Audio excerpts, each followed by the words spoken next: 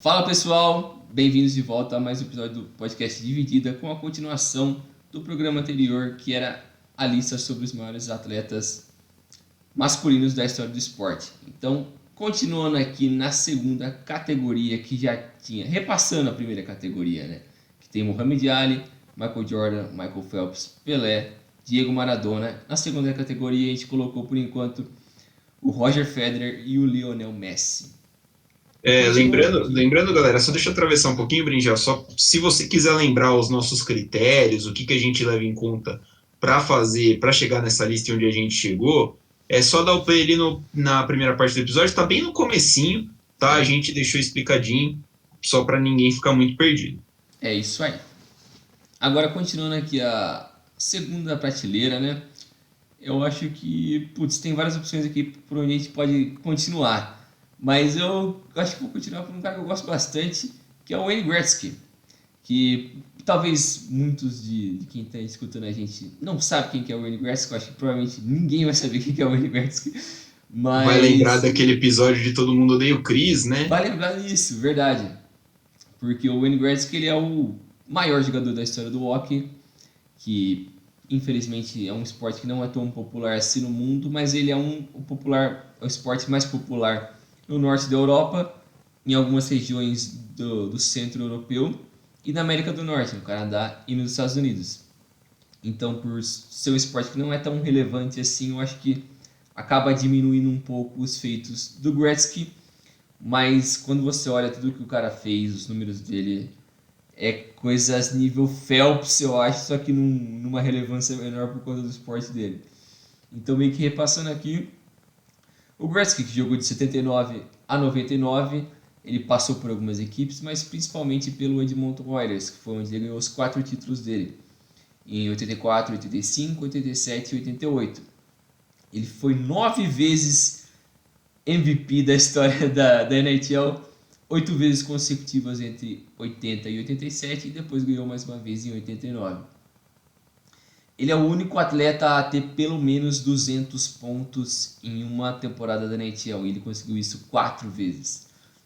Ele, ele é um cara que conseguiu, ele é o líder de gols em uma temporada com 92 gols, ele é o líder de assistências em uma temporada com 163. Ele venceu 6 vezes como maior pontuador da temporada e separando ali a vez que ele foi o maior pontuador para o segundo colocado, tem uma diferença de 70 pontos para qualquer outra pessoa. Como eu disse antes, ele venceu um MVP 8 vezes consecutivas e a pessoa que chegou mais próximo disso venceu 4 vezes MVP. Então ele é um cara, e isso é só resumindo os feitos do Gretzky, porque se você vai olhar os números dele, não tem fim, literalmente. Eu acho que é o desses, de todo mundo que está nessa lista aqui, é o cara que tem mais recorde, eu acho que é ele. Porque é um completo absurdo tudo que esse cara fez. É muita, muita coisa. Ele revolucionou o jogo, ele quebrou todas as marcas que, que se esperavam de jogador de hockey. Todos os números que poderiam ser sonhados, ele simplesmente obliterou. Ele tem todos os recordes possíveis e, cara, ele é referência na história do jogo. E ele é um cara que também foi muito importante para a história da evolução da NHL também, porque ele é um cara, ele foi o primeiro superstar a nível global, porque ele representou muita gente. Ele foi um cara que jogou em Edmonton, que é uma cidade que basicamente não tem nada em Edmonton. Edmonton, como citando o próprio Gretzky, ele diz que Edmonton você faz duas coisas: acompanhar o Oilers e ir para a igreja. Então eu acho que quando o cara que é o maior ídolo de uma cidade diz isso, eu acho que ele já tem muito a entender do que é a cidade e de como ele é uma referência para não só para Edmonton, mas para o Canadá, para a história da NHL, para a história do hockey em si. Ele é um cara que tem muitos feitos e ele é uma ótima pessoa também. Toda vez que eu vejo ele em algum programa, algum participando de alguma coisa, ele é um cara super gente boa, ele trata todo mundo super bem. Ele é uma referência na história do jogo. Então, ele estaria, apesar das ressalvas, a importância do hockey dentro da categoria, né? O Wayne Gretzky é o cara que tem o número dele aposentado em todos os times da liga, mesmo não tendo jogado em todos os times da liga, né? Eu acho que nas ligas americanas é ele e o Jack Robinson que tem Isso. esse, esse feito, né? O que é impressionante, né? E o Jack E Robinson, pra quem não sabe, o Jack Robinson é o primeiro atleta negro a jogar pela MLB, isso. né? Então Ele quebrou ele foi inúmeras barreiras, ele jogou pelo quebrou a barreira da Dodgers. cor e tal. E é talvez um dos jogadores mais importantes da história do beisebol, assim. Com certeza. Se não é o maior, ele tá ali no top 3, top 5. Com certeza. E então, o Gretzky, cara, ele é um cara muito dominante num esporte que é muito difícil você ser dominante por muito tempo, né? O hockey é um esporte que exige muito fisicamente de você também. Então, o cara foi o melhor jogador da liga durante 8 anos consecutivos. Não Entendeu? existe isso. É você pensar que, sei lá, o cara é melhor do mundo durante 8 anos consecutivos e é um negócio que a gente nunca viu acontecer. O Bringel, para quem não está muito inteirado na questão dos pontos da NHL, eles são contados como? O gol vale 2 e assistência vale 1? Assistência e pré-assistência vale 1? Não, é tudo um. É tudo um. Gol e assistência vale um. Só que a assistência ela não é necessariamente como no basquete ou no futebol, que é o passe antes da pontuação. Ele também pode ser o pré-passe antes da pontuação. Se ele faz parte da construção da jogada ali com um passe-chave para assistência principal, já conta como assistência. Já conta como assistência. E a estatística é que se você tirar os gols, né, do número de pontos do Wayne Gretzky, ele continua tendo mais pontos que todos os jogadores da história da NHL, que para mim é um dado para mim, eu já falei isso em outro episódio, é a estatística mais absurda da história do esporte. O cara ser dominante a esse ponto. Não tem o que falar, o Gretzky é foda. Mas continuando aqui na nossa segunda prateleira, vamos ver aqui, deixa eu lembrar, vamos colocar aqui Usain Bolt já aqui. Usain Bolt. Hora, né? Usain Bolt, o cara super carismático, o cara que também multicampeão nas Olimpíadas, 8 ouros olímpicos, nos 100 metros em 2008, 12, 16, 200 metros em 2008, 12, 16, no 4 por 100 em 12 e 16, ele também foi campeão mundial 11 vezes. Ele tem alguns recordes que ele detém os recordes mundiais nos 100, 200 e 400 metros, 4 vezes 4 por 100. 4 por 100 livre. Ele venceu de forma consecutiva as categorias 100, 200 e 4 por 100 livre nos mundiais de 2009 a 2015, que acontece a cada 2 anos. Então ele foi... É que é uma pena que no atletismo a vida útil do atleta é muito curta. Porque todo esporte que você depende muito da velocidade e da explosão física é curto, como o running back na NFL. Posições que você depende muito disso geralmente tem uma tendência a ser muito curto essa vida útil. E ainda assim ele teve bastante, né? E ainda assim são 16 anos de carreira, né? De 2001 a 2017. E o auge dele ali, ele simplesmente estraçalhou tudo o que poderia fazer. Ele foi super dominante e era icônico ver o Bolt. Não só pelo o simbolinho que ele fazia quando ele ganhava, que ele metia um negocinho lá, o raio, né? Mas porque você via a diferença física dele para os outros atletas. Ele era um cara gigante, tanto que os primeiros segundos dele ali no sprint era o defeito dele. Mas ao longo do fim da corrida ele simplesmente acabava com todo mundo, porque a perna do cara é gigante e ele tinha uma explosão absurda. Então ele conseguia ganhar de todo mundo basicamente dessa forma. A questão física do cara muito superior aos outros. E ele é o maior nome da história do atletismo junto com o Carl Lewis e o Jesse Owens, que a gente vai falar depois. O que você falou da explosão dele, né, da largada ser ruim, e cara, numa prova que dura 10 segundos, você largar mal é praticamente um atestado de derrota.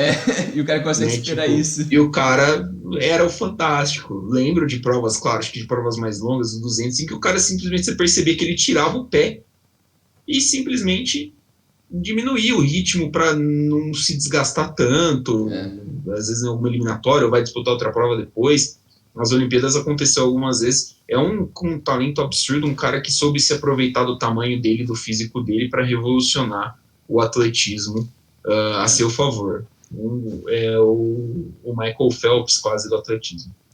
Exatamente. Agora vamos passar aqui para outro cara do basquete, que é o cara que ainda atua, né? O LeBron James, que é o Mr. Consistency, é um cara que eu acho que ele é interminável. Eu não sei como o cara ainda consegue ter motivação para continuar sendo tão competitivo em quase 18 anos de carreira. 18 anos de Isso, carreira sendo 18 anos de carreira. desde 2003, é um cara que venceu 4 vezes as finais da NBA, 4 vezes MVP, 2 vezes Ouro Olímpico. Ele é um cara que, em questão de consistência, ele talvez, eu acho que ele detenha todos os recordes nesse sentido. Ele é o único jogador da história da NBA a ter pelo menos 35 mil pontos, 9 mil rebotes e 9 mil assistências. Então mostra que ele, além de ser muito completo, ele tem uma longevidade muito grande. E eu acho que a maior qualidade dele é isso. Conseguir, desde o primeiro ano, ser um cara que atua no maior alto nível. O problema, entre aspas, dele foi que ele cagou na carreira dele jogando pelo Cleveland Cavaliers, que é o lugar dele, ele é de Ohio, né? Ele cresceu torcendo pelo Cavs, então ele sempre teve essa vontade de fazer o Cavs vencer algo, tanto que depois que ele saiu do Miami Heat, ele fez questão de voltar pro Cavs para dar um título para Cleveland, e ele conseguiu fazer isso. Eu acho que foi o maior feito dele e um dos maiores da história da NBA. O cara conseguiu fazer um time de bosta ganhar um título contra um dos maiores times de todos os tempos, o Golden State Warriors.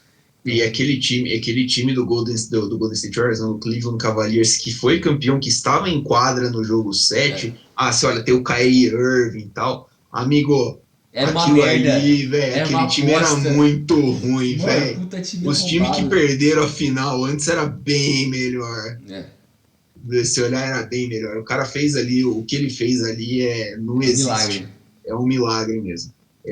Talvez a gente estava falando que ele seja talvez o último jogador assim mais físico, né? Uma posição que ele joga um cara mais físico, mais não bruto, mas assim, né? Que se impõe mais fisicamente que outro, porque por exemplo o Kevin Durant, que é o Kevin pouco mais Durant técnico ele. é um pouco mais técnico. O Kevin Durant entrou acho que na liga 5 anos depois dele, mais ou menos, e você já percebe a diferença, né? Entre eles, não que um seja melhor que o outro, mas assim, é um cara que estilo mesmo, né? É questão de estilo, e é um cara que soube se adaptar a essa nova era do basquete, que é o de chutar.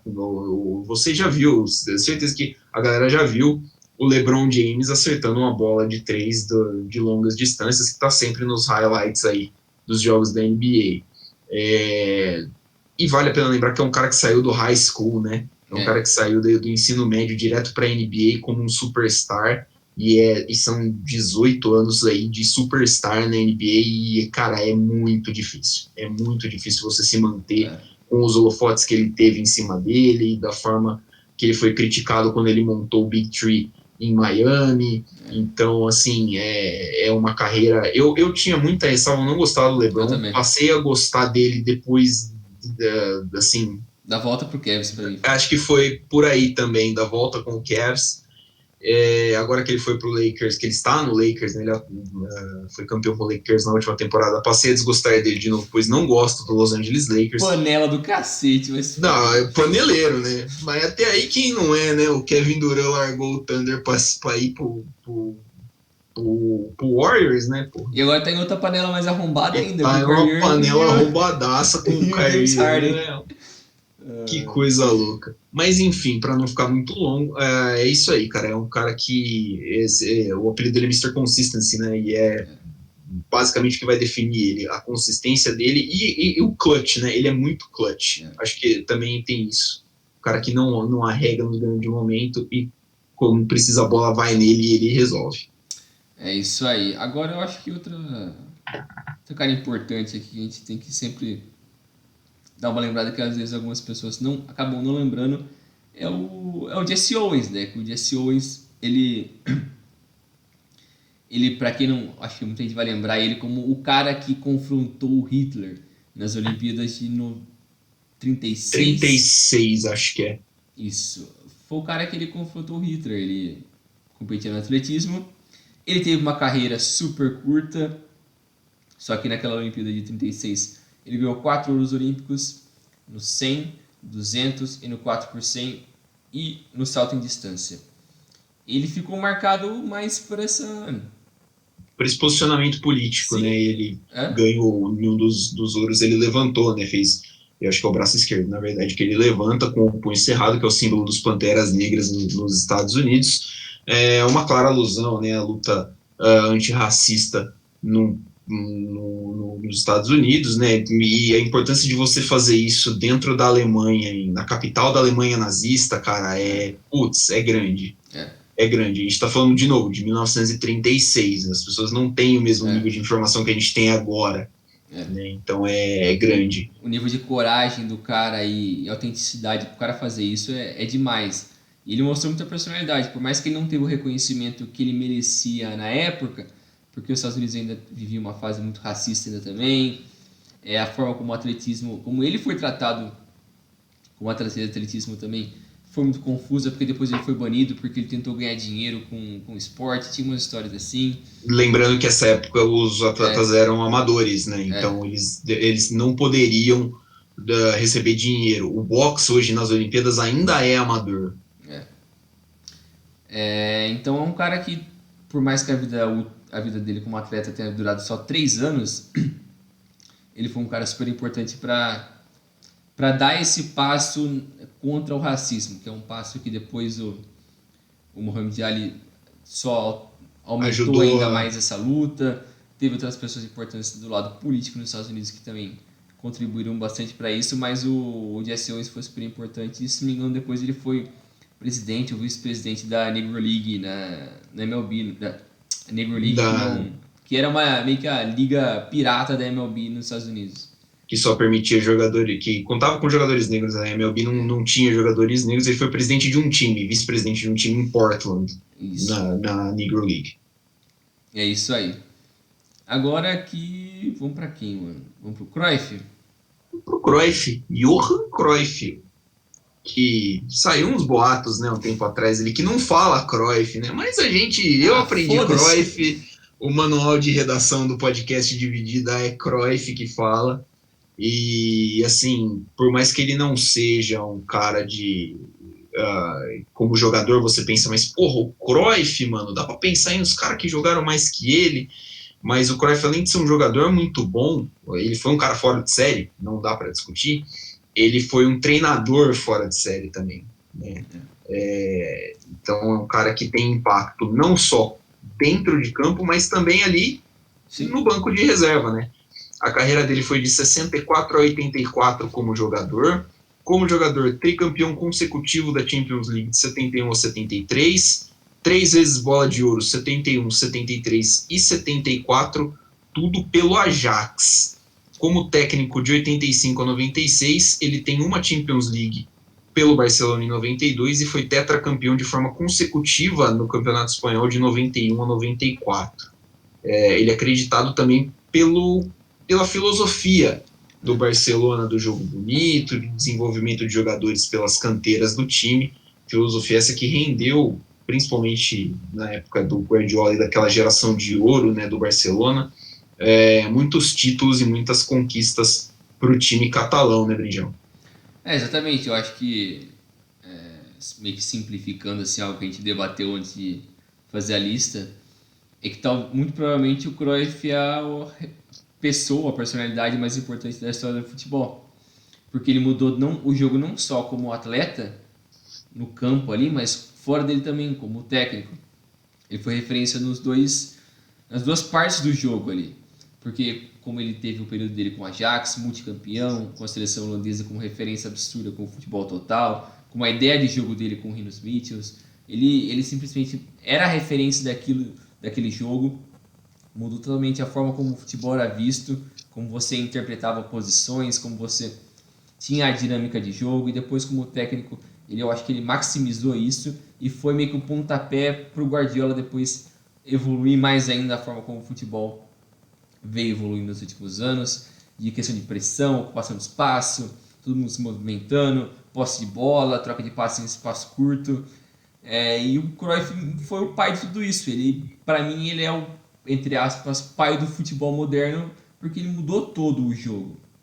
Ele foi uma referência em todas as partes do esporte, ele tem uma personalidade muito impactante, talvez ele não tenha tanto impacto social quanto outras pessoas aí nessa lista, mas ele foi muito importante na luta da identidade da Catalunha, porque ele sempre bateu nessa tecla da Catalunha, que é algo que eu não sei até que ponto isso vai chegar, essa briga, porque é algo que parece que nunca tem fim. Mas é um cara que sempre bateu muito nessa tecla, na identidade do povo catalão e do holandês. Ele sempre teve muito orgulho disso. Eu acho que ele representou essas duas bandeiras, da Holanda e da Catalunha, muito bem. E eu acho que ele foi também o cara que criou essa ligação do Barcelona com o jogador holandês, que virou meio que uma história de amor ali, assim, que tem sempre um jogador holandês jogando pelo Barcelona. E eu acho que todos eles meio que partem meio desse princípio do Cruyff, das ideias do Cruyff, do que ele acreditava de jogo. Sempre quando o Barcelona tá fazendo alguma merda, a Holanda fazendo alguma merda, eles pensam, mano, tem que voltar pro Cruyffismo, pra ideia do Cruyff. A gente tem que sempre voltar para aquele pensamento. Às vezes isso é um demérito, porque você não consegue nunca avançar o seu ideal, mas, putz, o cara foi foda demais, eu acho que, putz, não tem muito o que você fazer. Mas o cara é referência demais, eu sou super fã dele demais. Eu também sou, eu gosto muito do Cruyff como jogador, como personagem. Um pouco da importância dele na seleção do futebol total, na Laranja Mecânica, é que a ideia era que todos os jogadores tinham impacto da mesma forma sobre o jogo, né? E então, uma das coisas que assim era curioso de ver naquela seleção da Holanda é que os números eram todos dados de forma em ordem alfabética para os jogadores. E o Cruyff era o único jogador que era permitido ficar com o número preferido, que era o 14, né? Eu falei que ele tinha ganho o melhor do mundo pelo Ajax, ele foi melhor do mundo pelo Barcelona 2 vezes, em 73 e 74 ele já estava no Barcelona. E aí entra a questão que você falou da representatividade catalã, né? Ele jogou no Barcelona entre 73 e 78, na época do fim da ditadura Franco, né? Isso. E a ditadura Franco foi a ditadura que reprimiu toda e qualquer manifestação que não fosse a espanhola, né, ou a castelhana, no caso, dentro da Espanha. Sim. Então, assim, muitas dessas regionalidades, como na Catalunha, no País Basco, eram todas sufocadas e desencorajadas, né? E o Cruyff sempre foi uma voz muito ativa, favorável à Catalunha pelo Barcelona. Beleza, e agora vamos pro Carl Lewis. Acho que Carl Lewis.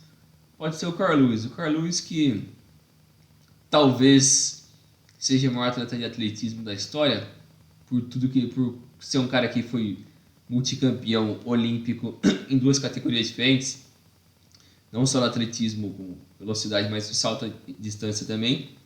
Ele tem 9 ouros olímpicos, nos 100 metros em 84 e 88, 200 metros em 84, no 4 por 100 84 e 92, no salto em distância em 84, 88, 92 e 96. O cara é um puta de um arrombado, porque ele ganhou tudo num espaço de tempo gigante. O cara, a primeira medalha olímpica em 84, depois a última em 96. Então 96. O cara teve muito tempo de consistência em categorias completamente diferentes, onde você tem técnicas diferentes, preparação completamente diferente, e o cara ser tão competitivo assim e vencer tanto, eu acho que é difícil você não colocar ele nesse patamar, né? É um cara que também ajudou, igual a gente falou do Usain Bolt, é um cara que ajudou a revolucionar o esporte, né? Hoje a gente não vê mais um cara que disputa o atletismo, os 100 metros, os 200 metros e o salto em distância, por exemplo, na mesma Olimpíada, como ele fez, né? E o cara é tetracampeão olímpico consecutivo, né, no salto em distância. É muito absurdo. Ele tem um caso de doping, tá? Ele tem um caso de doping registrado, o nome dele, tudo foi punido por isso, mas acho que apesar de tudo não tira o brilhantismo que é você ter no seu currículo 9 medalhas de ouro em 2 competições completamente diferentes, como é o Carl Lewis. São 65 vitórias consecutivas em um período de 10 anos no salto à distância. Né? Tipo, em 10 anos, uma década inteira, no período de uma década, ele competiu 65 vezes e venceu. Tipo, não perdeu. Né? É esse o nível do cara que a gente tá falando. Então, passando aqui do Carl Lewis, vamos pro Magic. O Magic Johnson, que é um dos maiores jogadores da história da NBA também. Referência dos Los Angeles Lakers, um cara que jogou também por muito tempo. Um cara que tem uma importância social também fodida. Ele é, pra mim, o meu jogador de basquete preferido. Tudo que ele fez como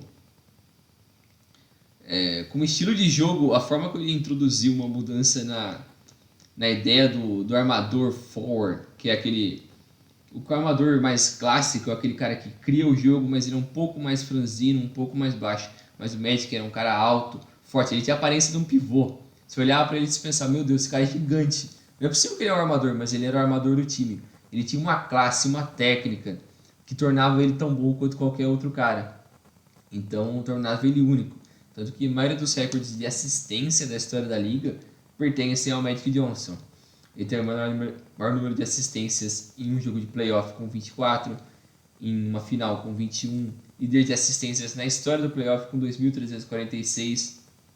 Único jogador com uma média de 12 assists nas finais, e ele fez isso 6 vezes. E ele também foi um cara, ele venceu 5 vezes as finais da NBA, 3 MVPs e um ouro olímpico com o Dream Team, com o Michael Jordan e o Larry Bird. E mais importante do que tudo isso para mim é a luta dele contra o HIV. Porque ele é um cara que contraiu o HIV em 91, tanto que ele aposentou a primeira vez no esporte em 91, porque era um período onde o HIV ele não tinha tanto conhecimento, o público não tinha tanto conhecimento ainda do que era o HIV, como você contraía, se dava passar para alguém através do ar, do contato, como funcionava, ninguém sabia. Então, e além do conhecimento, ainda tinha muito preconceito, né? Sim, tinha muito preconceito, não só por parte da população, mas por parte dos jogadores da liga. Tinha uma pressão muito forte para ele se aposentar porque o pessoal tava com medo dele. E era um cara multicampeão, o cara era 5 vezes campeão da NBA e o pessoal tava com medo dele. Então, ele foi um cara, tanto tem um documentário do 30 for 30 que chama The Announcement, que ele conta como foi todo esse processo dele, descobrir que tinha HIV, toda a luta dele para defender a causa das pessoas que contraíram HIV ao longo da vida e o que eles passaram para tentar ter uma vida normal, apesar de ter HIV, que ele não pode ter uma vida normal. Você é uma Sim. pessoa normal apesar de ter uma doença.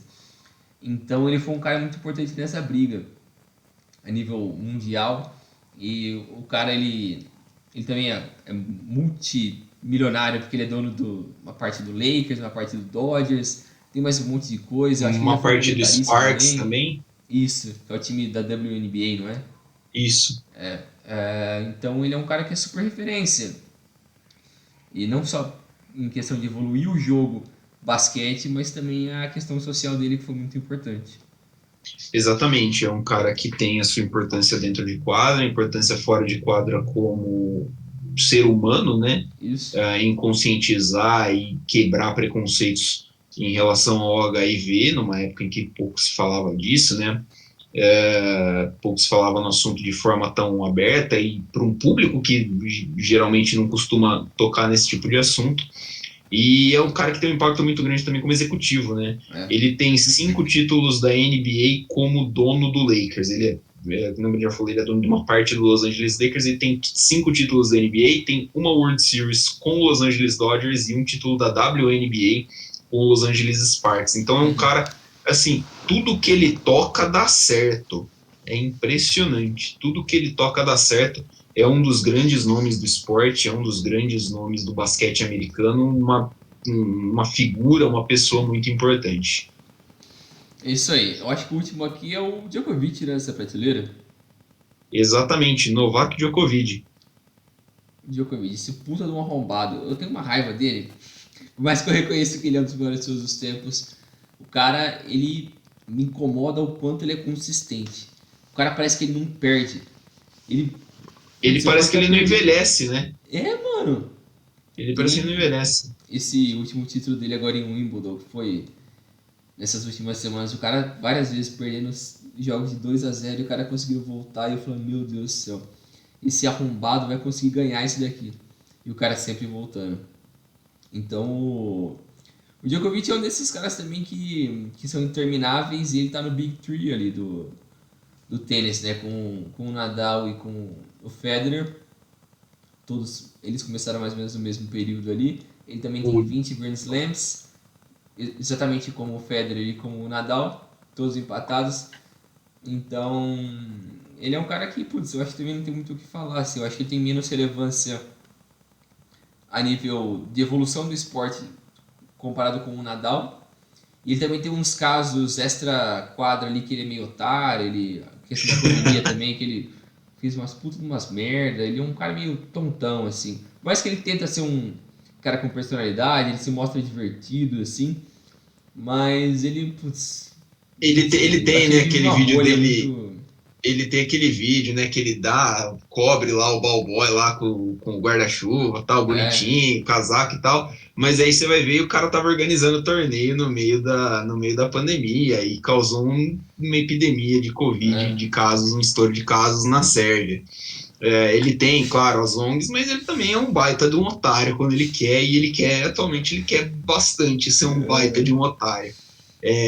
O Djoko é o meu preferido do Big Three, né? É engraçado isso, eu gosto muito do estilo dele, apesar de ser um baita de um otário. A gente tenta conciliar, né? Mas é um cara que eu gosto bastante de ver assim dentro de quadra, ele é muito consistente, ele é um cara que eu falei, parece que ele não envelhece, ele tem a mesma cara, ele tem a mesma consistência ao longo dos anos. Ele é um pouquinho mais novo, se não me engano, que o Nadal e o Federer, isso. e, cara, é um dos grandes. Eu acho que ele vai passar o número de grandes slams do Eu Federer. acho que no fim de tudo, eu acho que ele vai ser o que vai ter mais. Ele vai ser o que vai ter mais, mas acho que o Federer tem um impacto para o jogo um pouquinho maior do que o Djoko. É, eu E com também isso, acho. fechamos a prateleira 2, né? Isso, exatamente. Agora vamos para a terceira prateleira, que são caras que também tiveram um grande impacto dentro das suas competições, seus devidos esportes, só que às vezes o esporte não é tão relevante, ou os feitos dele extra-campo às vezes acabam minimizando um pouco isso. Mas eu acho que tem que começar com o urso negro aqui, né? O Ted Riner, o cara mais escroto da história do judô. O Ted Riner, que ele não é francês Acho que ele exatamente. nasceu em Guadalupe, se não me engano. Mas ele compete pela bandeira da França, né? É, Ele compete pela bandeira da França nas Olimpíadas. A carreira dele vai de 2007 até agora, né? Ele ainda está ativo. E ele é um cara que, assim, entre 2010 e 2020, ele conquistou 154 vitórias consecutivas. só Assim, isso. é um negócio, é um número meio absurdo. É um número que não é normal você ver. É, Então, cara, ele tem ele é 2 vezes campeão olímpico, né, 2012 e 2016, 10 vezes campeão mundial, 5 vezes campeão europeu. Ele nasceu em Les Abymes, que é uma comuna francesa situada no departamento de Guadalupe, no Caribe. puta que Guadalupe pariu. fica no Caribe, né? Eu acho. Sei lá, não faço ideia de onde é isso. Exatamente, Mas, fica no Caribe. Mas assim, acho que é o judoca mais dominante, né, da história do é, esporte. 2 vezes olímpico, o tempo que ele ficou invicto é muito absurdo. Foi o único peso pesado, seja masculino ou feminino, a ser 2 vezes campeão olímpico. Então é um cara que uma dominância muito absurda. E num esporte que é super difícil você ser consistente também. Então eu acho que não tem E nem o que falar. O Ted René tem que estar aí também. no esporte que você sofre muito com lesão, né? Muito Sim. contato, muito negócio mais técnico, assim, é muito comum você ter lesão. É um cara muito consistente, tanto que são aí 14 anos já nessa pegada. Agora, quem que é? Vamos falar de Aquele. luta? Faz o Querelin? Karelin? Querelin? Karelin. Pra quem, eu acho que também muita gente não vai saber, mas o Karelin é um lutador, ex-lutador de luta greco-romana. Ele atuou entre 82 e 2000. Ele defendeu 3 bandeiras diferentes, né? Antiga União Soviética, a Rússia e... Comunidade de estados independentes que participou da Olimpíada de 92 em Barcelona. É a mesma merda no fim. Mas É, enfim, ele defendeu esses caras aí e ele é a maior referência da luta greco-romana, um dos maiores atletas olímpicos de todos os tempos. Que o cara, olha o cartel do cara. O cara tem 887 vitórias e 2 derrotas. 887. Cara, isso não faz sentido. É quase zero. Eu tinha feito a conta antes, era 0,5% do cartel dele é derrota. Algo assim, ou 0,05. É um negócio absurdo. É muito bizarro, cara. O É cara muito tem bizarro. 3 ouros olímpicos em 88, 92 e 96, 9 mundiais entre 89, 91, 93, 95, 97 e 99. Então, cara, não tem o que falar, só você ver esse cartel, o tempo que ele ficou invicto. Tinha outros dados que eu tinha visto também do tempo que ele ficou sem sofrer pontos, porque eu não entendo direito de luta greco-romana, vou ser bem sincero, não faço ideia com essa porra. Como você faz ponto, mas eu sei que é bem subjetivo. Então, ele ficou vários anos sem você sofrer pontos, ou você sofrendo um mínimo de pontos por vários anos. Então, eu acho que a consistência dele, a dominância do cara é surreal. Ele viu o Ted Riner, só que eu acho que numa proporção até maior, porque o cara. Seria como se eu tivesse, tipo, 30 países com cara foda em greco-romana. Mano, você vai ter os mesmos caras ali, são os caras escroto. Tudo Você russo. vai ter ali o que? Os antigos países soviéticos, talvez alguns dos Balcãs e os norte-americanos. É. Assim, é uma amostragem pequena e o cara, assim, mesmo assim, consegue uma dominância muito grande, né? Além do fato que, assim, vale mais como curiosidade, porque quem se falou é quase tudo a mesma merda, mas ele tem 3 ouros olímpicos por 3 bandeiras diferentes, e convenhamos que isso é da hora pra caramba, Porra, né? mano. Isso nunca mais Não, vai ser feito. não deve ser muito da hora, porque passar por essas mudanças deve ter sido meio bosta para quem mora na É. Rússia, né, e tal, assim, mas pra gente que já passou disso daí, né, E a então gente nem tá perto dos caras também, foda-se. basicamente por aí. Mas aqui também tem o Tiger Woods. O Tiger Woods também tá Tiger nessa, né? Woods, O Tiger Tiger Woods Woods que é um também. cara que, putz, é super polêmico, mas eu acho que também a gente não pode tirar o mérito dele como sendo um dos maiores golfistas de todos os tempos com o cara, fugiu o nome do loirinho lá, topete escroto. Aí você me pegou porque que golfe realmente não é o meu, foi o Rory McIlroy, é o único É o Jack golfe. Nicklaus. O Jack Nicklaus. Jack Nicklaus, isso mesmo. Isso. Mas o Tiger Woods é também uma grande referência, foi um cara que já ganhou 15 majors, ele atua desde 96, ele foi o único a vencer os 4 majors em sequência e foi o mais novo a conquistar um Career Grand Slam, que é quando você vence todos os Grand Slams de um calendário no mesmo ano. Acho que só ele e o Jack Nicklaus conseguiram fazer isso na história do golfe. E o golfe é aquele negócio complicado, tipo, é algo que a gente falou até de outros esportes. A compreensão do golfe, acredito que deva ser simples, se você gastar uma meia hora vendo um jogo, e você deve ter uma compreensão boa de como funciona boa parte dos É, critérios do na, jogo. Só que ele é na, tão enrolado que, cara, nossa. na teoria você tem que matar mais bola É, menos tacada, né? Assim, basicamente você tem um percurso para fazer os 18 buracos, mas assim, honestamente não é um esporte que me agrada, que me atrai, porque eu não acho que ele seja dinâmico o suficiente, às vezes é muito parado e tal, então é um negócio que não me atrai. Mas assim, o Tiger Woods é um dos grandes nomes, não só por causa dos feitos esportivos, mas como a marca dele consegue quebrar sim. barreiras, as barreiras que o golfe não consegue, né? Ele é um cara que a marca dele conseguiu atingir outros tipos de público. Você já viu um cara com o boné do Tiger Woods, por exemplo? Tenho É. certeza que já, assim, talvez você não tenha reconhecido, mas a marca dele tá lá, entendeu? Então ele é o garoto propaganda, basicamente, do esporte. Ele tem alguns casos, assim, bem polêmicos, né, É. para dizer o mínimo. Ele De tem problema infidelidade, aquele negócio do carro que ele design, bateu uns meses ele, atrás, o cara um faz um tempo monte de atrás, merda. ele tem caso de, ele alegou que tem compulsão sexual, né, se não me engano, alguma coisa assim. Pô, bate uma punheta então, cara.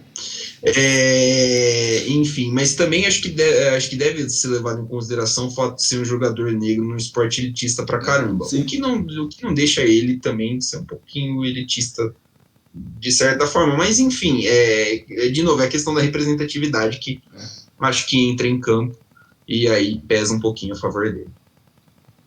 Beleza, aí depois é o Zanardi. Zanardi? Alex Zanardi Isso é o aí. próprio, né? É um cara que a gente colocou assim, olhando friamente, ele não tem as conquistas, ele não Sim. tem os troféus, né? O Zanardi, ele foi automobilista, hoje ele é paraciclista. A carreira dele no automobilismo foi de 91 a 99, de 91 a 2001. Depois ele sofreu um acidente, ele passou pela Fórmula 1, onde ele não teve muito brilho no começo da década de 90 e depois no final com a Williams. Na kart, que hoje é a atual Indy, né, Fórmula Indy, ele foi bicampeão em 97 e 98, e era onde ele estava correndo em 2001 quando ele sofreu um acidente, o carro dele foi atingido, partido ao meio e as pernas dele foram junto, basicamente. É uma cena forte, um acidente forte. É Se você procurar complicado. no YouTube, você vai achar, mas é É. forte de verdade. Então, se você tiver estômago forte, curiosidade suficiente. Mas ele perdeu as pernas e se tornou um atleta olímpico, de Paralimpíada, no caso. Né? E aí ele conquistou 4 vezes medalha de ouro e 2 vezes medalha de prata no paraciclismo nas Olimpíadas de 2012 e 2016. É um cara que tem uma história de vida enorme, gigantesca, de superar esse tipo de adversidade. Convenhamos que é uma adversidade de É. tanto.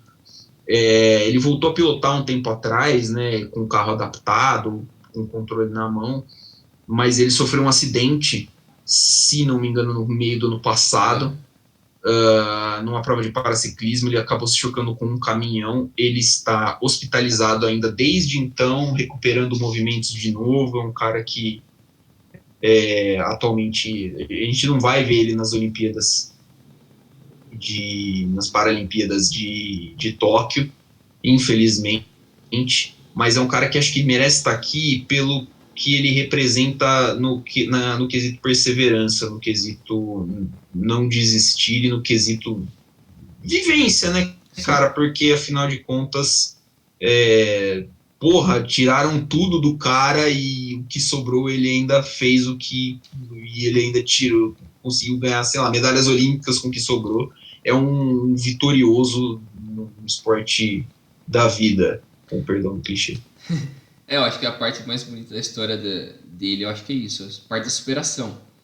A parte de um cara que, por mais que ele não tenha tido tanto sucesso na Fórmula 1, depois ele foi pro kart, teve uma relevância, começou a ser considerado alguém mais relevante, teve um acidente, aí depois o cara começar tudo de novo, cara, é um negócio que você precisa ter uma frieza, um psicológico muito absurdo, e você começar do zero e vencer coisas grandes mostra que você é especial mesmo, você consegue atingir coisas muito significantes. Então, eu acho que ele merece muito estar aqui por conta dos feitos dele como ser humano, a parte da superação dele é incrível.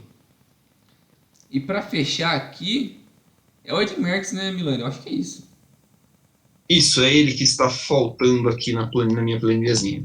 É isso aí. Nós, sinceramente, não somos nem um pouco entendedores da arte da bicicleta. Eu sei andar bicicleta normal, eu sei fazer um RL e empinar. Se isso for Eu, conhecimento o suficiente para entender de bike, eu então manjo, mas eu acho que eu não manjo. eu não ando de bicicleta, Então somos dois péssimos entendedores de bike, mas eu sei mas que entendemos de esporte. entendemos de esporte. E ciclismo é um dos esportes mais absurdos na exigência física e psicológica. Porque para os caras pegar 20 dias andando de bike numa montanha, puta que pariu, uma sofrência do cacete, cara, é uma exigência que eu acho que é para poucos. É para poucos. E o Ed Merckx, ele é muito provavelmente a maior referência da história do ciclismo. Ele venceu 5 Tour de France, 5 Giro de Itália e uma volta da Espanha. Ele tem o maior número de vitórias por um ciclista com 525 vitórias. Ele tem o maior número de vitórias em estágios do Tour de France com 34. Então ele é uma das maiores referências, é um cara que foi super importante para o crescimento da modalidade. Então, por mais que eu não tenha todo o conhecimento do esporte, assim, eu sei que ele é uma referência dentro da modalidade, ele foi muito importante para o desenvolvimento do esporte, que apesar de, tipo, muita gente mais recente tem um certo olhar negativo com o esporte, porque por conta do Lance Armstrong, que teve toda aquela polêmica com o doping, mas é um esporte que, cara, quem conhece de verdade sabe que tem doping em boa parte dos esportes, e o ciclismo é um desses esportes que há décadas, pelo menos você tem que ser minimamente dopado para sobreviver. E não Cara, dá. assim, Não dá. não existe você pedalar, sei lá eu quanto que os caras pedalam, mas vamos por aí, não existe você pedalar 100 quilômetros num dia e no outro dia você não tá sentindo nada, tá ligado? Mesmo atleta de alto nível, cara. É. É claro que você tem que conviver com a dor, mas não existe você não, sei lá, não vai tomar um analgésico, alguma coisa assim, entendeu? Então, o Ed Merckx, ele é um cara muito importante, ele competiu entre 65 e 78.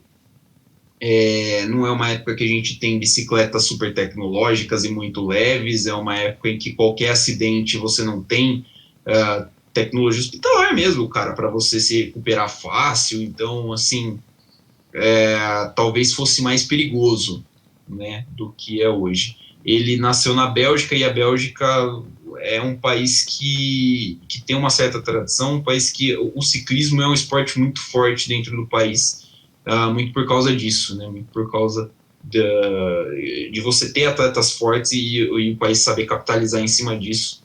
Então, é uma bandeira, é uma representatividade, é um tamanho que o Ed Merckx tem que vale a pena ser considerado para colocar ele nesse patamar que a gente está colocando.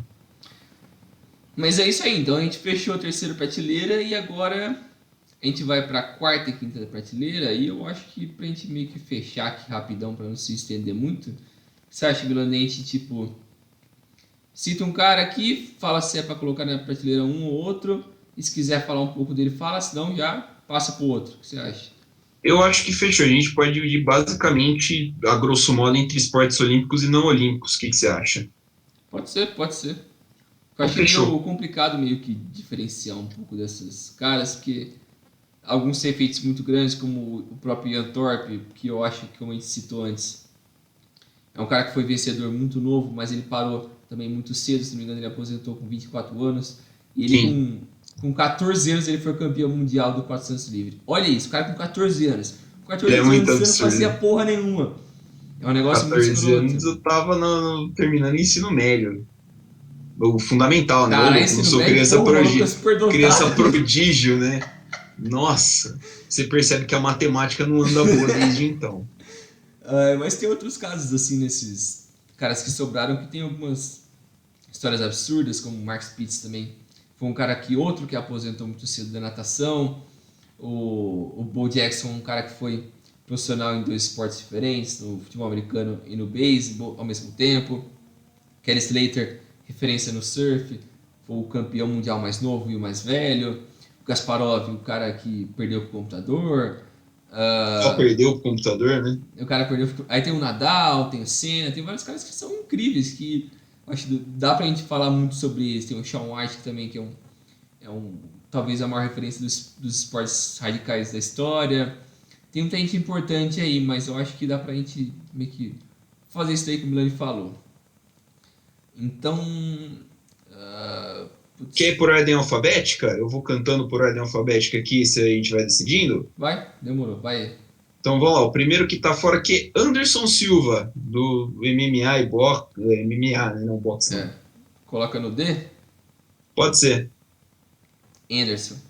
Ah, cara, eu não gosto muito do Anderson como personalidade, já deixei isso bem claro outras vezes. Acho que ele tem a sua importância dentro da história do MMA, que é um esporte novo, mas ele não é nem de longe o maior lutador de MMA da história, talvez ele seja um top 5, top 6, mas ele não é o maior.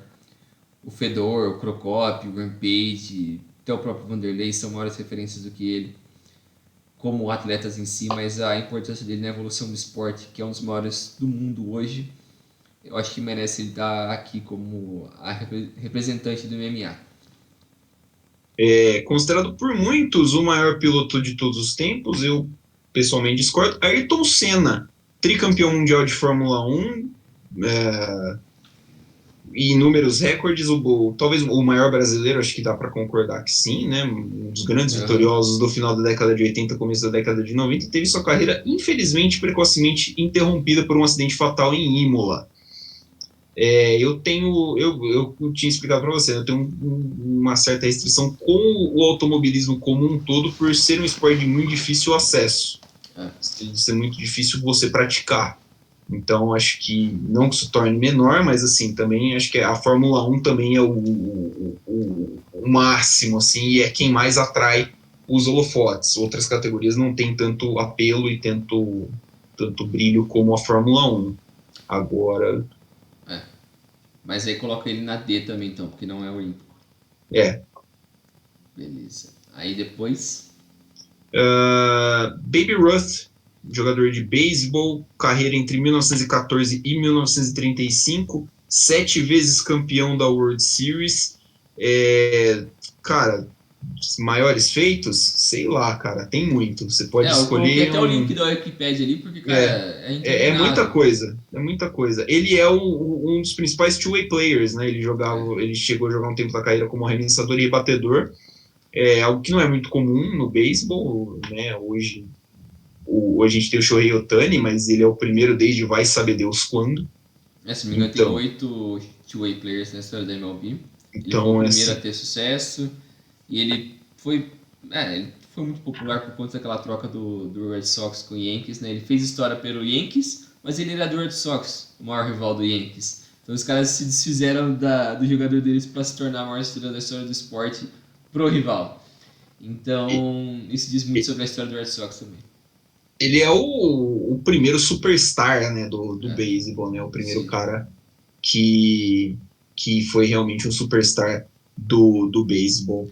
Um dos grandes nomes da história do esporte. Eu vou colocar no C porque às vezes o beisebol é olímpico. Tem vezes que sim, tem vezes que não. Então, essa Olimpíada, inclusive, teremos beisebol, porque o Japão é muito forte no beisebol. Exatamente. Agora...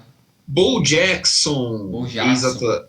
Ex-atleta de futebol americano, atleta de beisebol, jogou concomitantemente, né, nos dois esportes. É um cara que também tem um apelo comercial muito forte, uma campanha da Nike, que tinha como título Bo Knows, né, como Bo conhece.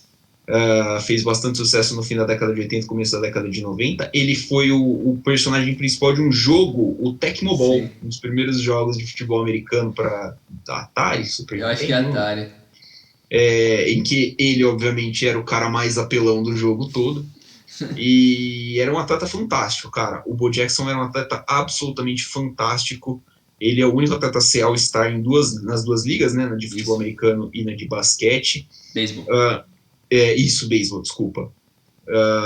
E, cara, assim, ele era running back, ele corria com muita força e era um ótimo rebatedor, um cara muito explosivo rebatendo. Jogou pelo Kansas City Royals na liga de beisebol. Infelizmente, a carreira dele foi curta por conta de lesão. Ele deslocou o osso do fêmur, sofrendo um tackle pelo Raiders. E daí pra frente a carreira dele nunca mais foi a mesma, mas o cara é um animal fisicamente, cara. Hoje, que ele deve ter o quê? Uns 50 anos, o bicho tá trincado. Ele é malucaço. O cara é maluco.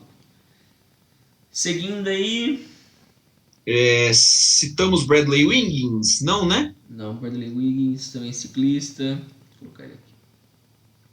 Campeão mundial em 4 categorias diferentes e ouro olímpico em 3 categorias diferentes. Individual e em 2004 e 2008, em equipe 2008 e 2016 e contra o relógio em 2012.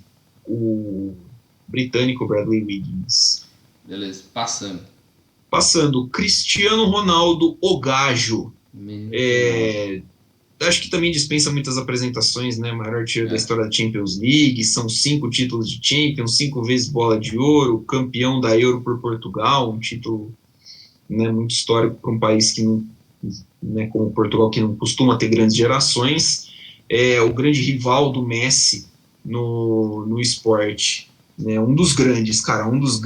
Também não gostava do Cristiano Ronaldo. Tenho minhas restrições ainda com ele, mas, cara, não dá para desmerecer o tamanho desse cara, o maior artilheiro da história do Real Madrid, o time de talvez um dos maiores times do mundo.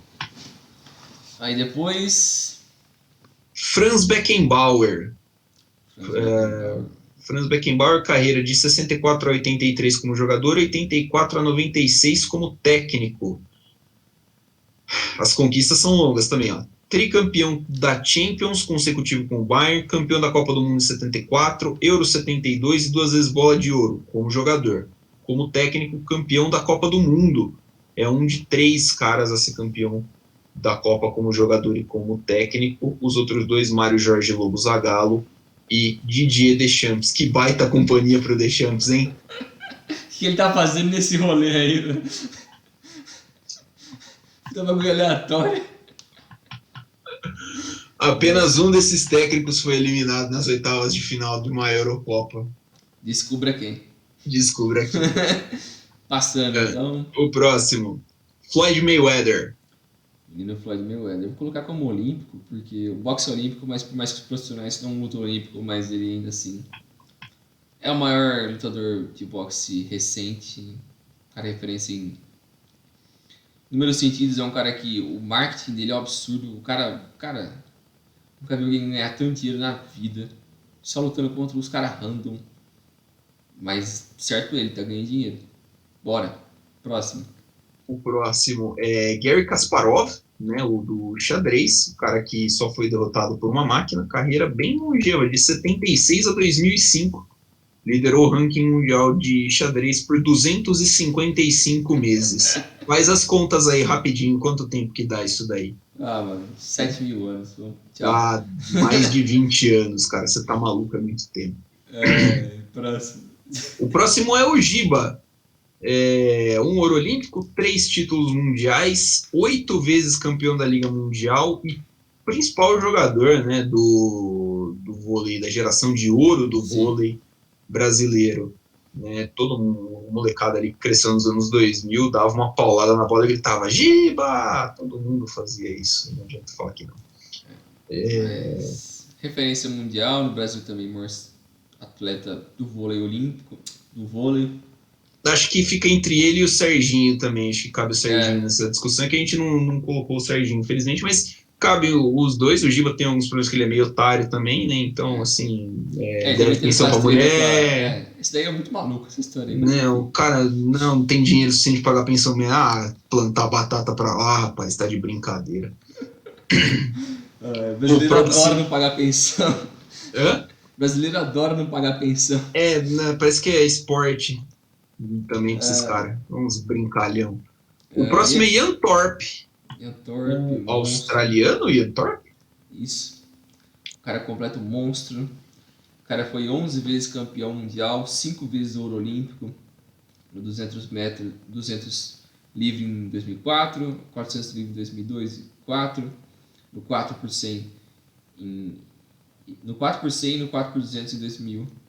Então, ele, como eu disse antes, ele foi campeão mundial dos 400 livre com 14 anos.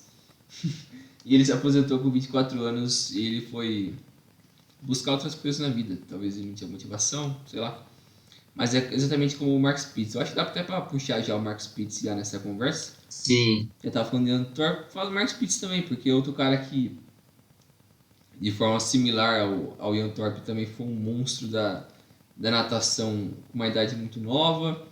O Mark Spitz foi 9 vezes campeão olímpico, 100 metros livre em 72, 200 livre em 72, do 100 borboleta em 72, 200 borboleta em 72, 4 por 100 medley em 72, 4 por 100 livre em 68 e 72, 4 por 200 livre em 68 e 72. Então tudo que tinha pra ganhar em 72, esse cara ganhou. Ele tinha um recorde de maior número de ouros em uma mesma Olimpíada, com 7, até o Michael Phelps vir e bater esse recorde com 8. E ele se aposentou com 22 anos de idade, muito próximo do Ian Thorpe, que aposentou com 24. E depois, se não me engano, ele foi ser modelo, algumas coisas assim, ele foi ganhar dinheiro com outras coisas. Fez uns pontos de modelo, atores, assim, falou, mano, cansei de nadar, Foda-se aí pra outra coisa. Mas é isso aí, passando...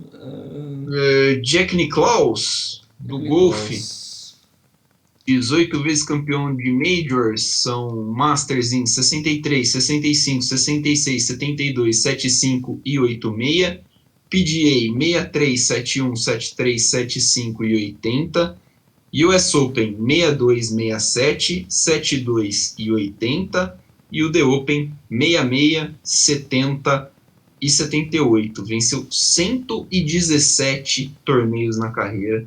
Como a gente falou, são os únicos. Ele e Tiger Woods são os únicos golfistas a vencerem um Career Grand Slam, né, durante a sua carreira. Isso aí. Depois dele... Jerry Rice? Jerry Rice, né? Jerry Rice é um dos maiores jogadores da história do futebol americano, um cara que é o maior wide receiver da história do jogo, um dos maiores jogadores da história. Ganhou 3 Super Bowls com o San Francisco 49ers. Ele tem quase basicamente todos os recordes que um wide receiver pode conseguir, com jardas recebidas, TDs, mais rápido a alcançar marcas, milestones que eles falam, né, com 13 mil jardas, 14 mil jardas, 15 mil jardas. Tudo que dava para um wide receiver conquistar, ele conquistou. Para muitos ele ainda é o maior jogador da história, apesar do Brady ter mais títulos e ser mais longevo, mas tudo que o Rice fez, eu acho que talvez, aos meus olhos, ele seja o maior. Ele jogou numa época em que não era muito fácil ser wide receiver, né? Os caras Sim. tomavam mais porrada do que os wide receivers de hoje. Ele é, se não é o maior, ele é o top 3 da história do futebol americano. Outro cara que também é sempre citado nessa conversa é o seguinte, né? O Joe Montana, que foi quarterback do San Francisco 49ers durante muito tempo. Ele teve muitos recordes entre os quarterbacks até a chegada do Tom Brady, que chegou e falou assim: os recordes agora são meus. O Joe Montana tem 4 títulos do Super Bowl, 81, 84, 88 e 89. 2 vezes MVP da liga, 89 e 90 de forma consecutiva. É um dos melhores quarterbacks da história da NFL, sem dúvida nenhuma. Um dos jogadores mais dominantes do esporte. É isso aí. Depois passando é o Kiraly, né? Jogador de vôlei. Isso. Que é talvez, acredito eu, que seja o único atleta a vencer o ouro olímpico no vôlei de quadra e de praia. Ele venceu no de quadra Exato. Em 84 e 88 e no de praia em 96. Que sempre quando a gente abrange um pouco as categorias, eu acho que é muito significativo quando você consegue ser campeão em coisas completamente diferentes. Mas que a premissa do vôlei é a mesma coisa, só que, cara, de praia é muito mais difícil. Você tá só com 2 negros ali, é difícil pra caramba. E a areia também, né, cara? Uma coisa é você dar um pique numa quadra, lisinha, bonitinha, a areia maltrata o joelho, velho. Não tem sol ali queimando suas costas, torrando, você é louco. Não sai fora dessa vida. Loucura. É bom o card killer. É muito bom. Depois é o Karim. Na verdade, a gente não falou do Kareem Abdul-Jabbar, né? Eu acabei passando meio reto porque achei que a gente falou, mas a gente falou do Magic Johnson, né? Quer falar do Kareem? Fala aí. Fala aí, mano. Já... Kareem Abdul-Jabbar, 20 anos de carreira, de 69 a 89, são 6 vezes campeão. Foi 6 vezes campeão, né, da NBA. 71, 80, 82, 85, 87 e 88, 6 vezes MVP da NBA. 71, 72, 74, 76, 77 e 80. É o cara que anotou mais pontos na história da NBA. O antigo Lew Alcindor, que trocou seu nome para Kareem Abdul-Jabbar, graças à conversão dele ao islamismo. É um cara que também é muito representativo também por isso para a comunidade islâmica nos Estados Unidos. Ele fez a mesma coisa que o Muhammad Ali também fez, né? Porque esse nome dele eles consideram como, entre aspas, o nome de escravo deles. Aí eles adotam um novo nome como o nome real deles a partir do a verdadeira identidade. Isso, a partir do momento que eles entram pro islamismo. Mas é um cara também escroto, cheio de recordes, uma referência. Depois Kelly Slater. 11 carecão. O carecão, o tubarão branco. Eu ia falar o Magneto, não, o professor Xavier, cara. O mais velho e o mais novo surfista a vencer um título mundial, cara. Só isso. A carreira dele vai de 1989 até hoje. O cara ainda está na ativa. É uma dominância num esporte grande também, né? O surf é um esporte que tem um público muito grande também, então o Kelly Slater é um dos grandes da história do esporte. Beleza. Passando para Lewis Hamilton, o atual tetracampeão mundial de Fórmula 1 é o cara que mais ganhou, mais tem pole, mais tem pódio, mais, acho que deve ser já Quase mais tem tudo. ponto na história da Fórmula 1, é o cara que vai ficar com todos os recordes que a gente achou que ninguém ia bater do Schumacher, é dele. Acho que no panteão da Fórmula 1 é o cara que vai se destacar pela questão da representatividade, o primeiro piloto negro da história da Fórmula 1, que completou aí os seus 70 anos na última temporada, então é muito significativo, um dos maiores, sem dúvida, da história do esporte a motor. Beleza. Aí depois, Nadal? Nadal. Rafael Nadal, eu acho que também dispensa comentários. Eu acho que ele tá no mesmo nível ali do Nadal e Djokovic, só que algumas das características dele, técnica e questão física, principalmente, deixa a desejar nos últimos anos. Mas também é um dos melhores de todos os tempos. Os feitos dele, principalmente em Roland Garros, é completamente absurdo. O cara simplesmente conquistou tudo que poderia conquistar. Eu até escrevi errado aqui do... Não. Ah, não, tá certo. O Roland Garros, se não me engano, ele ganhou 13 vezes ou 12? São 5, 6, 7, 8, 10, 11, 12, 13, 14, são 9, 17, 18, 19, são 12. 12 vezes. Ele tem 98% de aproveitamento em Roland Garros, só isso. O cara é doido de Roland Garros, o resto ele é bom. Mas em Roland Garros ele é Deus, que eu saiba é dele. Ele é muito bom. Passando dele... A gente deu uma puladinha no Schumacher, só para não passar batido, que a gente tinha falado do Hamilton. O Schumacher, que era o antigo recordista, 7 vezes campeão mundial, pentacampeão mundial consecutivo entre 2000 e 2004, correu até 2006, depois voltou entre 10 e 12, hoje está num estado vegetativo, ninguém tem muita informação sobre ele, sofreu um acidente de esqui em 2013, o Schumacher. Depois do Nadal, Sebastian Loeb. Sebastian Loeb. Né? Do Rally. Super campeão no Rally. É um cara que, dos esportes a motor, ele talvez seja uma das maiores referências também, porque abaixo da Fórmula 1 você tem ali o Rally, você tem a Fórmula Indy, tem competições de carro de turismo e tal, mas o Rally geralmente é bastante visado, tem né? O motociclismo também. Tem o motociclismo, o MotoGP. Mas o Rally é bem popular em várias partes do mundo e é um cara que ganhou 9 vezes consecutivas o Mundial. Então, não é muito fácil fazer isso, né? Principalmente se pensar que os caras trocam de carro todo ano e ele não trocava, né? Tipo assim, a fábrica é a mesma, né? Mas assim, ele corria pela Renault, eu acho. Pela Citroën. Exatamente. Mas então também é uma das referências do automobilismo. Aí depois... Sergei Bubka, do salto com vara, 20 anos de carreira, 1 ouro olímpico, 6 títulos mundiais, recordista indoor por 21 anos e outdoor por 16. Não é fácil, né? Tipo, é gente grande mesmo. Mas também um dos grandes. Passando depois... Shaun White. Isso. O Shaun White que, putz, eu gosto muito dele, porque ele é um cara que compete no skate, no snowboard, e ele já foi multicampeão nas Olimpíadas de Inverno, pelo snowboard, e nos X Games, que é as Olimpíadas dos esportes radicais. Né? Ele foi 3 vezes campeão olímpico pelo snowboard em 2006, 10 e 18, 15 vezes ouro nos X Games, 3 vezes no snowboard e 2 no skate. Ele estreou a primeira vez nos X Games com 13 anos e ele foi o primeiro atleta a vencer uma medalha nos X Games de verão e de inverno. Então, nos esportes radicais, ele é a referência completa, ele é um completo monstro, sou super fã dele. Passando... Thomas. O Brady Boy? Thomas Eduardo. Cara, para mim é o maior jogador da história da NFL. São 7 títulos de Super Bowl, mais do que qualquer outra franquia na história.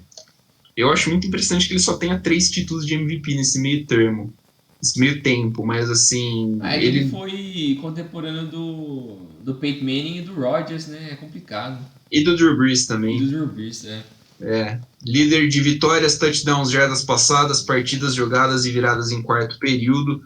Ele é um cara mais eficiente do que plástico, o que também é importante se notar. Eu acho, por exemplo, o Rodgers um passador mais talentoso que ele, mas o Brady é um cara que, puta, se ele não revolucionou a questão da posição do quarterback, ele é um dos maiores expoentes de quão mental essa posição é e quão forte mentalmente você precisa ser para aguentar o tipo de pressão. É enorme, enorme, enorme. Beleza, depois... Tony Hawk, o cara do videogame. O Tony Hawk, ele, para muitos, é um dos maiores da história do skate. Para quem acompanha um pouco mais, eu já fui mais antenado. Hoje em dia admito que não sou tanto. Mas ele é um cara que foi muito importante para a revolução do skate, para acabar um pouco com aquele estigma de que o skatista era vagabundo, que era maconheiro, que era o cara que não fazia nada, que era meio que o vândalo. E eu acho que ele foi o primeiro cara a conseguir dar esse salto à frente, e o jogo dele foi o que impulsionou muito isso, né? O jogo dele foi um dos jogos mais populares do final da década de 90, começo dos anos 2000. Nem lembro quando lançou, acho que foi 2001. Acho que é isso aí, né? Cara, os jogos, assim, é lançado até hoje, né? Os Tony Hawk são lançados até hoje, mas o pico mesmo acho que foi na virada ali. O Tony Hawk 4, se não me engano, é de 2004, 2005. Mas enfim, ele é uma puta referência, ele não é o maior skatista de todos os tempos, porque vieram outros caras muito, muito absurdos depois, mas ele foi um cara super importante no início do que viria a ser a popularização do esporte. E depois... Travis Pastrana, motocross, rally, NASCAR, ele tem 11 ouros no X Game, 9 com motocross e 2 no rally. Ele acompanha bem de pertinho aí o Sean White na galera nos esportes radicais. É um cara que, principalmente na questão dos esportes com terra, né, era o forte dele. Lembro que ele sempre foi referência com saltos de longa distância com carro, moto, sempre foi um topa-tudo de loucura, assim. Ele foi até dublê por um tempo, não sei se ele ainda mas ele era dublê. É um cara que ajudou para quem gosta de esporte radical, ele também com certeza é uma das grandes referências. Ele parece também no videogame no Dirt 3, se não me engano. Ele faz parte do jogo. Isso aí, depois... O penúltimo, já pelas minhas contas, é o Valentino Rossi, que é o... Não até agora... Acho que não entra no...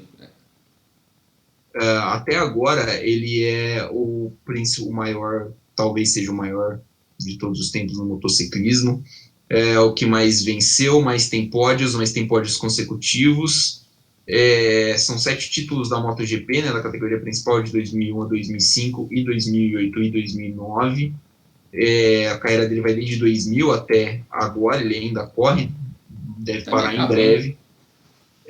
Mas em breve deve ser ultrapassado pelo Marc Marquez, que é um jovem fenômeno. Mas o Valentino Rossi tem um poder impressionante, principalmente na popularização da MotoGP, por meio principalmente do marketing. O 46 verde-limão que você vê estampado em muito lugar é dele.